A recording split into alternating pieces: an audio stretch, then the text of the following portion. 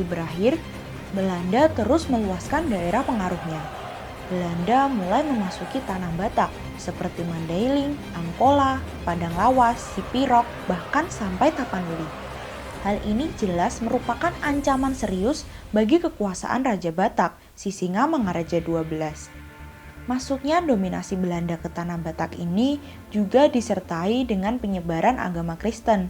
Penyebaran agama Kristen ini ditentang oleh Sisingamangaraja XII karena dikhawatirkan perkembangan agama Kristen itu akan menghilangkan tatanan tradisional dan bentuk kesatuan negeri yang telah ada secara turun-temurun. Untuk menghalangi proses kristenisasi ini, pada tahun 1877, Raja Sisingamangaraja XII berkampanye keliling ke daerah-daerah untuk menghimbau agar masyarakat mengusir para Zending yang memaksakan agama Kristen kepada penduduk. Masuknya pengaruh Belanda ini juga akan mengancam kelestarian tradisi dan adat asli orang-orang Batak. Kampanye Raja Sisingamangaraja XII tersebut telah menimbulkan ekses pengusiran para Zending. Bahkan ada penyerbuan dan pembakaran terhadap pos-pos Zending di Silindung. Kejadian ini telah memicu kemarahan Belanda dan dengan alasan melindungi para Zending, pada tanggal 8 Januari 1878, Belanda mengirim pasukan untuk menduduki Silindung. Dan akhirnya pecahlah Perang Batak. Alasan untuk melindungi para Zending tentu alasan yang dibuat-buat Belanda, karena jelas Belanda menduduki Silindung sebagai langkah awal untuk memasuki tanah Batak yang merupakan wilayah kekuasaan Raja Sisingamangaraja XII. Belanda ingin menguasai seluruh tanah Batak.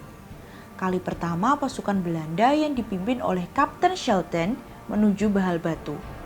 Rakyat Batak di bawah pimpinan langsung Raja Sisingamangaraja XII melakukan perlawanan terhadap gerakan pasukan Belanda di Bahal Batu. Dalam menghadapi perang melawan Belanda ini, rakyat Batak sudah menyiapkan benteng pertahanan seperti benteng alam yang terdapat di dataran tinggi Toba dan Silindung. Di samping itu dikembangkan benteng buatan yang ada di perkampungan.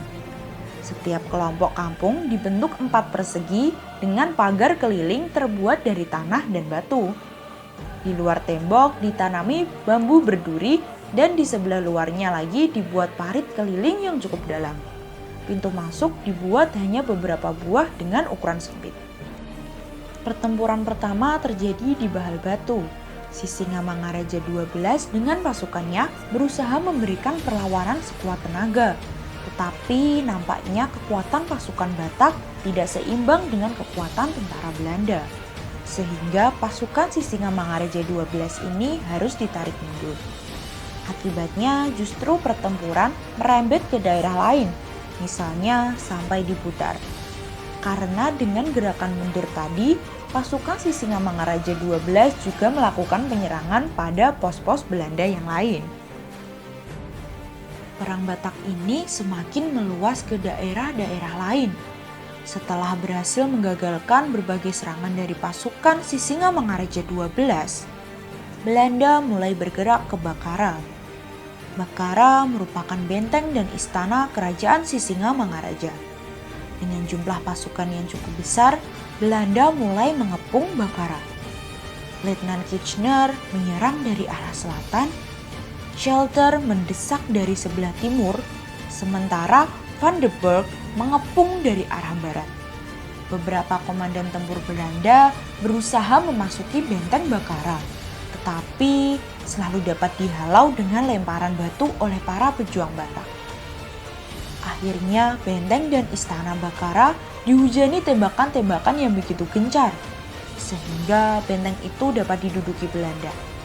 Sisingamangaraja dan sisa pasukannya berhasil meloloskan diri dan menyingkir ke daerah Paranginan di bagian selatan Danau Toba. Belanda terus memburu Sisingamangaraja. Sisingamangaraja kemudian menyingkir ke Lintung. Belanda terus mengejar Sisingamangaraja, terus bergerak ke Tambunan, Laguboti, dan terus ke Baligi. Dengan kekuatan pasukannya, Belanda dapat menguasai tempat-tempat itu semua. sehingga semua daerah di sekitar Danau Toba sudah dikuasai Belanda. Sisingamangaraja 12 dengan sisa pasukannya bergerak menuju Hutapuong. Pada Juli tahun 1889, Sisingamangaraja 12 kembali angkat senjata melawan ekspedisi Belanda. Di Hutapuong ini, pasukan Sisingamangaraja 12 bertahan cukup lama. Tetapi pada tanggal 4 September 1899, Hutapuong juga jatuh ke tangan Belanda. Sisingamangaraja 12 kemudian membuat pertahanan di Pakpak dan Dairi. Pasukan Belanda di bawah komando Van Daden mengadakan gerakan sapu bersih terhadap kantong-kantong pertahanan dari Aceh sampai Tanah Gayo, termasuk yang ada di daerah Batak. Tahun 1907, pasukan Belanda di bawah komando Hans Christoffel memfokuskan untuk menangkap Sisingamangaraja 12. Sisingamangaraja 12 berhasil dikepung rapat di daerah Segitiga Barus, Sidikalang, dan Singkel. Dalam pengepungan ini, Belanda menggunakan cara licik, yakni menangkap Borusagala, yaitu istri Sisingamangaraja 12 dan juga kedua anaknya.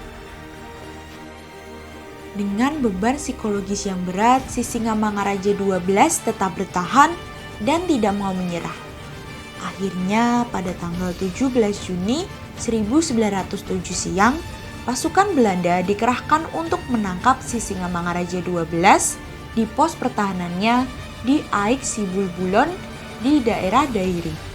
Dalam keadaan terdesak, Sisingamangaraja 12 dengan putra-putranya tetap bertahan dan melakukan perlawanan sekuat tenaga. Tetapi dalam pertempuran itu Sisingamangaraja 12 tertembak mati. Begitu juga putrinya Lopian dan dua orang putranya Sutan Nagari dan Pantuan. Dengan demikian berakhirlah Perang Batak.